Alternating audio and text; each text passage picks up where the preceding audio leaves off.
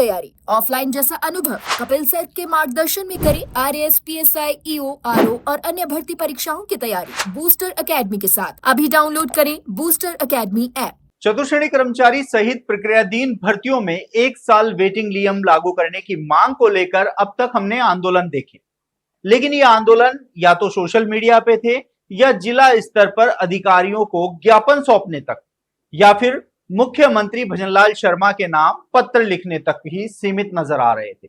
भजनलाल सरकार ने बजट में घोषणा की थी कि 1 साल में यदि सरकारी पद कोई भी खाली होता है तो उसको वेटिंग से भरा जाएगा। उस समय युवाओं को उम्मीद थी कि सरकार युवा हितों में फैसला लेगी और प्रक्रियाधीन भर्तियों में इस नियम को लागू करेगी।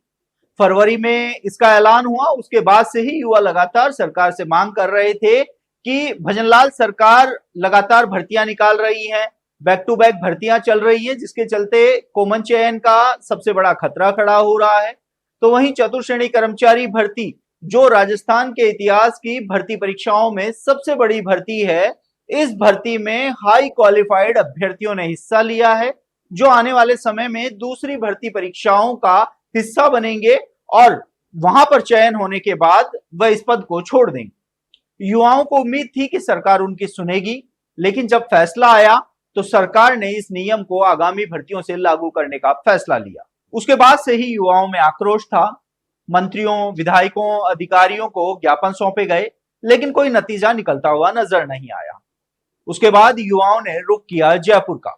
जी हां, आपको बता दें कि 30 जुलाई को राजधानी जयपुर के शहीद स्मारक पर युवाओं ने धरना प्रदर्शन करते हुए यह बता दिया है कि 1 साल वेटिंग नियम प्रक्रियाधीन भर्तियों पर लागू होना कितना आवश्यक है। इस धरने में आए युवाओं ने अपनी समस्याएं बताई।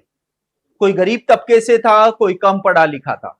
चतुर्श्रेणी कर्मचारी भर्ती उन युवाओं के लिए थी जो 10वीं पास थे, उनके लिए आगे कोई संभावनाएं नहीं थी।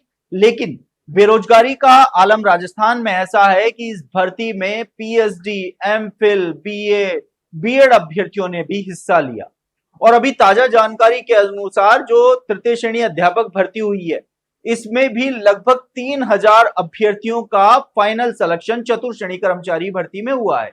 यानी कि आप ये मानिए कि अगर तृतीय श्रेणी शिक्षक भर्ती में देरी होती है तो ऐसे में आने वाले समय में यह अभ्यर्थी पहले चतुर्श्रेणी कर्मचारी भर्ती का पद ग्रहण करेंगे और बाद में तृतीय श्रेणी में चयन होने पर वह वहां पर चले जाएंगे, जिसके बाद यह पद खाली हो जाएगा। धरने में आए युवाओं ने बताया कि आने वाले समय में यानी कि लगभग 7 से 8 महीने में विभिन्न भर्ती परीक्षाओं में लगभग 15 से 20 हजार पद खाली होंगे और इसमें से चतुर्श्रेणी कर्मचारी भर्ती में ही 10 से 12 हजार पद खाली हो जाएंगे।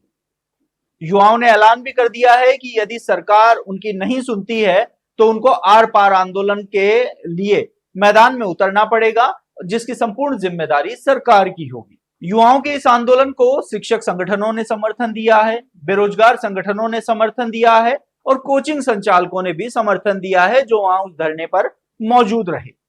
ऐसे में अब 1 साल वेटिंग नियम को लेकर धरातल पर युवा उतर चुके हैं। हालांकि जानकारी ये मिल रही है कि सरकार भी 1 साल वेटिंग नियम को प्रक्रियाधीन भर्तियों पर कैसे लागू कर सकती है, इसको लेकर लीगल राय ले रही है।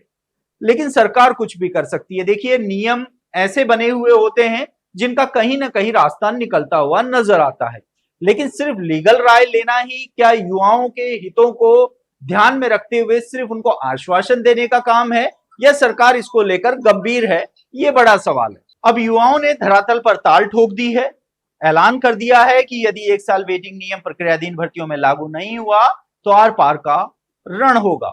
ऐसे में अब देखना होगा कि सरकार 1 साल वेटिंग नियम को लेकर युवा हितों में कितनी गंभीरता दिखाती है। आप देखते रहिए एजुकेशन नगरी, मैं हूं ललित वर्मा।